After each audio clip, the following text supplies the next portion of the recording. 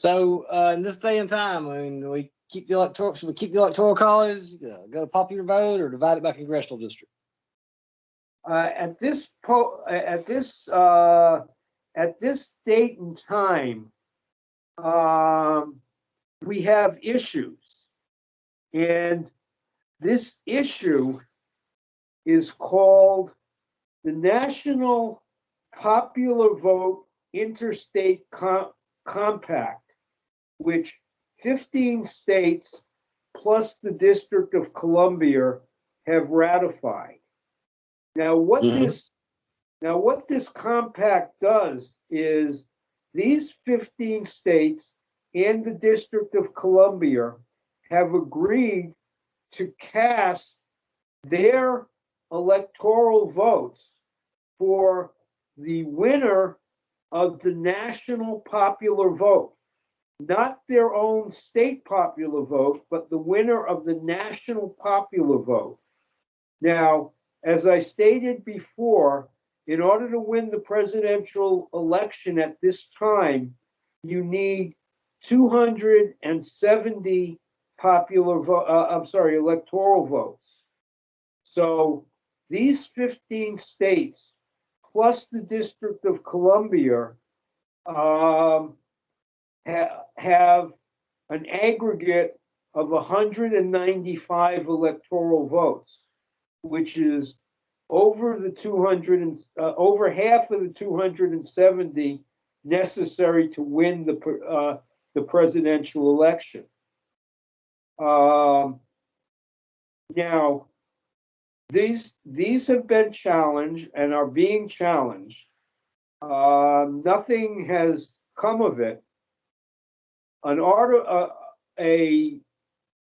If we look at Article 2, Section 1, Clause 2 of the Constitution, way back where we started from, the states are allowed to apportion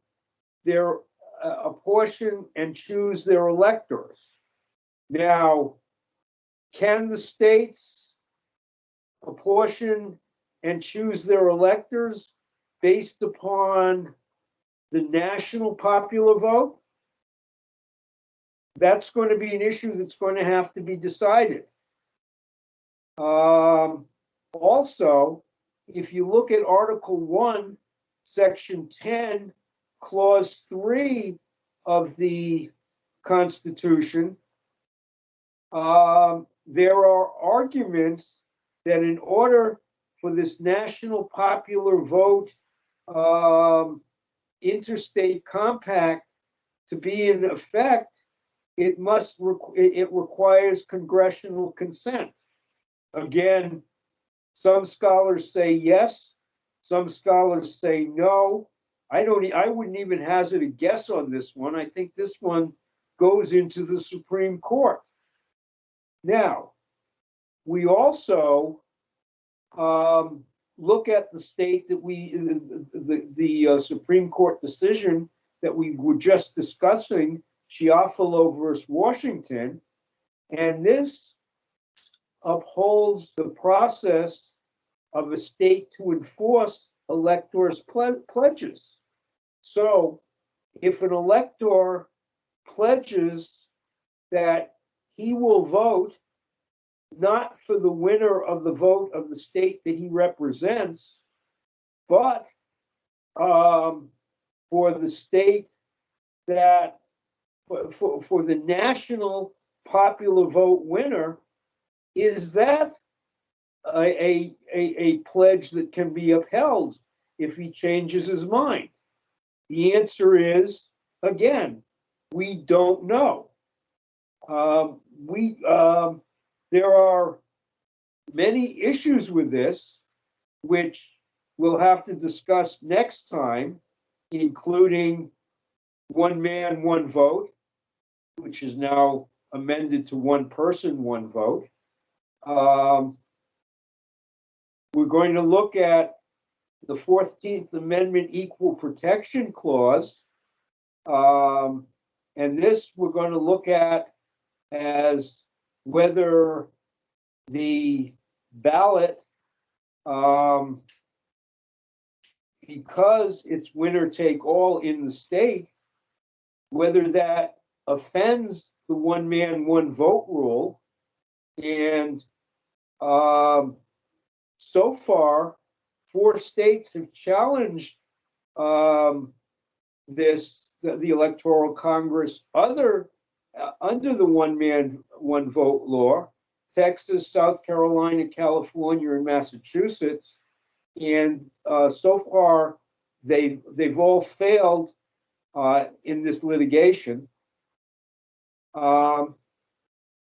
Also, let's just stay with this 14th Amendment for a second, because the 14th Amendment is interesting, because one of the clauses in the 14th Amendment specifically states that a state can be punished by loss of a representative if the state rejects the right of all citizens to vote, other than those citizens who may be accused of rebellion or other crimes.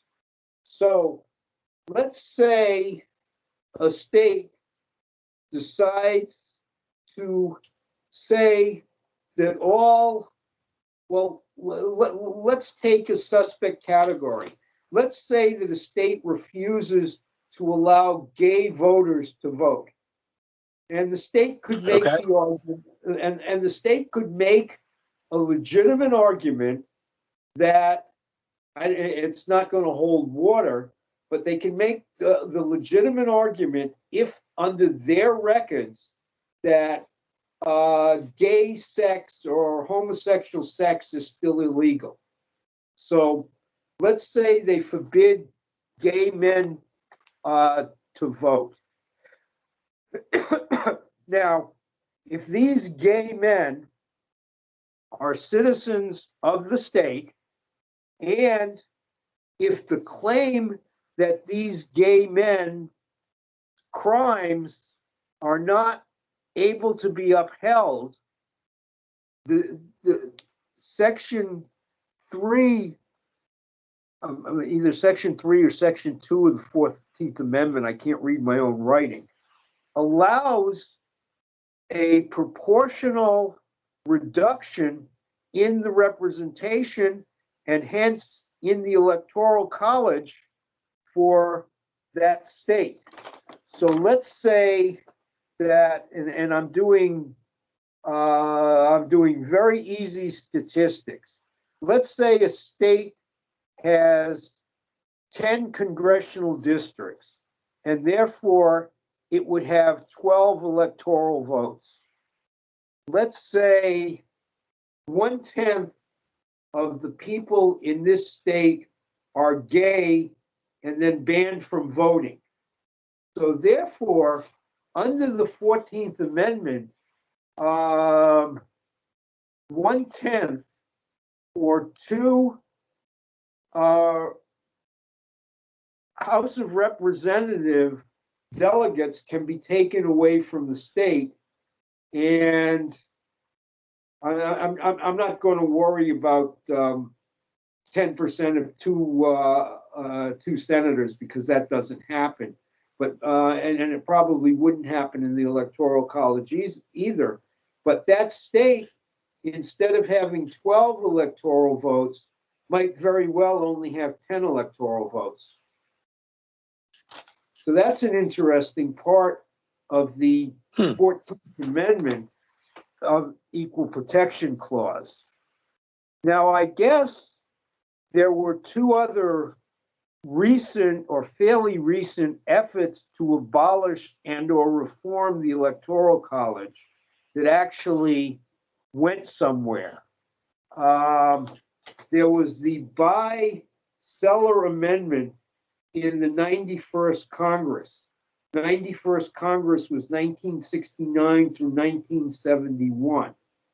And what they wanted to say was there was a plurality system based on popular vote. So whoever won the plurality of the popular vote would have won the election if they had received over 40% of the vote. If not, there would have been a runoff. Now, this proposed amendment ultimately failed through lack of support, but it was the closest amendment to an amendment basically taking out the Electoral Congress so far to date. Now, President Carter, when he was president, also proposed an amendment to take out the Electoral College and just use popular vote. And that didn't go anywhere. It was never basically proposed, but it was just there. So those are the main efforts to abolish and or reform the Electoral College. Now, Okay. I think that there's one other basic aside that we should look into at this point, and that's back to the 12th Amendment. So let's take a look at what happens if there is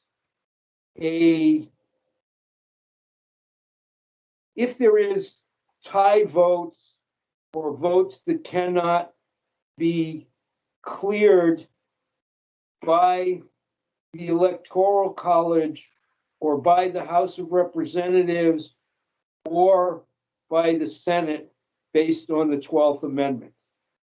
So what we have is a popular vote that is thrown into the House of Representatives because there is no majority in the Electoral College.